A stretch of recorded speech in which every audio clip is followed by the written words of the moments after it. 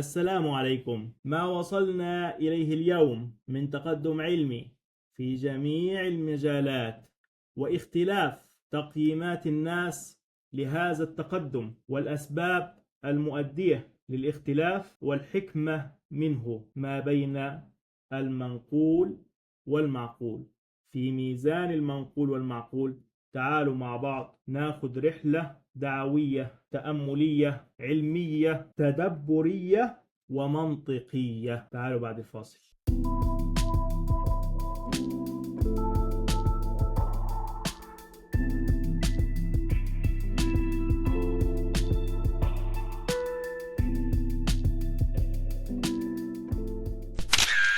بسم الله الرحمن الرحيم، والصلاة والسلام على سيدنا محمد في الأولين والآخرين وعلى آله وصحبه وسلم أجمعين، وبعد. أهلا بكم. ما وصلنا إليه اليوم من تقدم علمي، حابب أكلمك وأعطيك مثال من واقع تخصصي الطبي، كيف إحنا وصلنا لتقدم علمي. ومن هنا هبدأ الحلقة بإذن الله. يعرف الباحثون مصطلح اسمه معدل تضاعف المعلومات. عارف يعني ايه معدل تضاعف المعلومات؟ يعني عدت كم سنة علشان المعلومات اللي كنا عارفينها الأول يحصل لها تضاعف، يعني تتضرب في 2. وجدوا الباحثين إن سنة 1900 كان عندنا مجموعة من المعلومات الطبية، عام 1950 المعلومات دي حصل لها تضاعف أو تغير. فاهم يعني ايه الكلام ده؟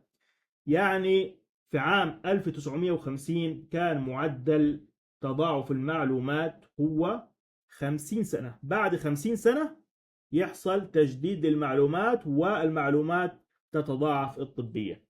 في عام 2021 وجدوا الباحثين أن المعلومات الطبية، خلي بالك أنا بقول 2021 قبل الذكاء الاصطناعي، قال لك إن المعدل ده وصل ل 83 يوم. عارف يعني ايه 83 يوم؟ يعني في 2021 المعلومات الطبية في أقل من 3 شهور بيحصل لها دوبليكيشن، بتتضاعف.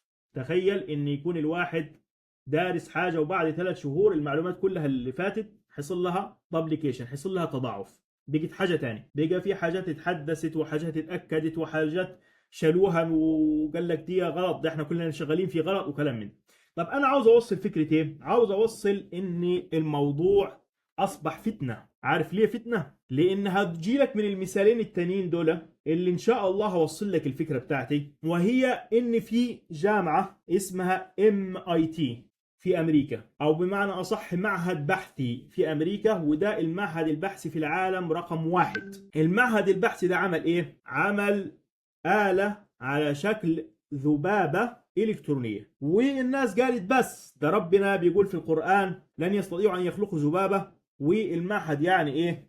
عمل الذبابة أهو. مثال آخر، عالم من العلماء الأستاذ الدكتور علي عبده من أحد مؤسسين يعني معهد زويل للعلوم، كان ناشر بوست وبيقول فيه يعني إن الذكاء الاصطناعي تقدم، وبيقول يعني إنه هو لن يستطيع يعني إن أحد يعني يتغلب مهما يكون على قدرة الله. هو رجل مؤمن ما شاء الله عليه. وتأتي الفتنة اللي أنا بقول لك عليها، وهو إني دكتور للأسف، ويرد له عليه ويقول له لا ده أنا شايف إن بعد 50 سنة إن هنوصل لمراحل إن يستبدلوا أعضاء بشرية بأجهزة أفضل، وبالتالي يبقى الإنسان أكتر خارق العادة، ويبقى عندنا خلق أحسن من خلق الله. تخيل وصل لإيه. فهي فتنة، ولذلك أنا يعني بصور الفيديو ده. طبعا أنا لما لقيت أبو المرحوم ده كده ما سبتهوش، يعني مسكته زي الورقة كده وعملت له كده. المهم لما تيجي تبص تاني للجانب الطبي والتقدم الطبي، مثلا هل فعلا احنا بتقدمنا العلمي وصلنا ان احنا نعمل خلق احسن من خلق الله؟ يعني كل العلم اللي احنا وصلنا حتى دلوقتي من اول ابو قراط تمام لحد دلوقتي، هل احنا وصلنا للمرحلة اللي احنا ممكن نعمل بيها خلق احسن من خلق الله؟ يعني هديك امثلة بسيطة خالص. الانسولين ده كانوا زمان بيستخلصوه من الخنزير وبيحقنوه للمرضى.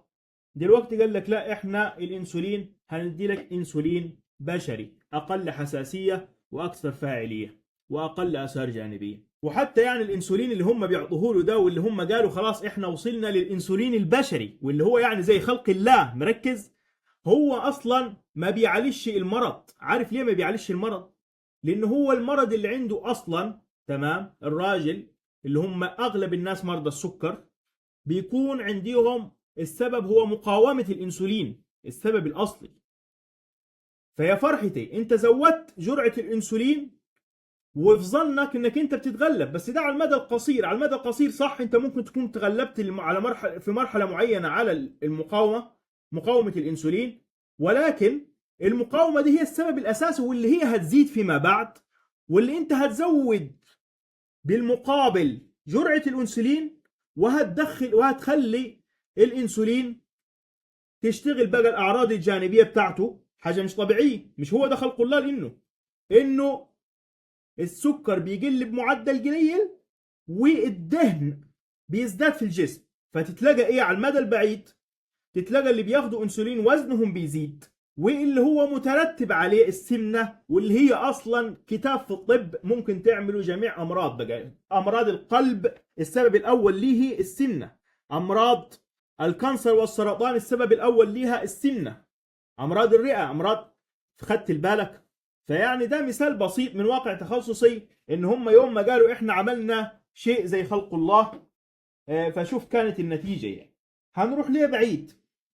الانفكشن يعني العدوى. واحد جاله مثلا عدوى جهاز مثلا تنفس، جاله شويه انفلونزا، قال لك انا هعطيله مضاد حيوي وهرجحه لك تمام، وانا كده تغلبت على يعني المشكله بدراعي. فحتى يعني ده يا اخوه، العدوى البسيطه دي لو ان اصلا مناعه الانسان ضعيفه، هنجد صعوبات كثيره جدا جدا جدا في ان انا اتغلب عليه مثلا بمضاد حيوي. مش كده وبس، ده حتى المضادات الحيويه دي بيحصل لها يعني مقاومه، وما بتبقاش تعمل تاثير فيما بعد. ففين اللي احنا تغلبنا ولا عملنا احسن يعني من خلق الله، ولا هنعمل، ولا الناس اللي هي شايفه نفسها دي؟ وبعدين يجي يقول لك احنا بنهدف ان الانسان ما يموتش، يبقى حياه بلا موت، ومش عارف جمد نفسك ب$5000 مش عارف اليابان ولا مش عارف فين.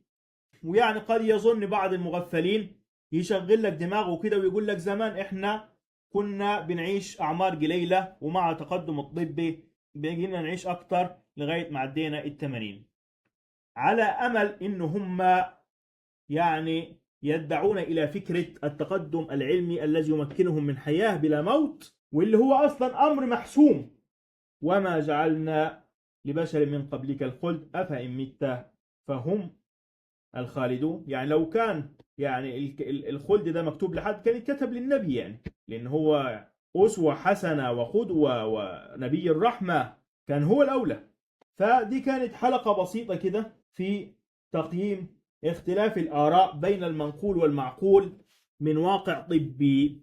وان شاء الله انا ناوي في الموضوع ده اتكلم فيه بافراد اكتر من كده على حلقات تانية. جزاكم الله خيرا لحسن الاستماع، وننشر المحتوى ان شاء الله. السلام عليكم.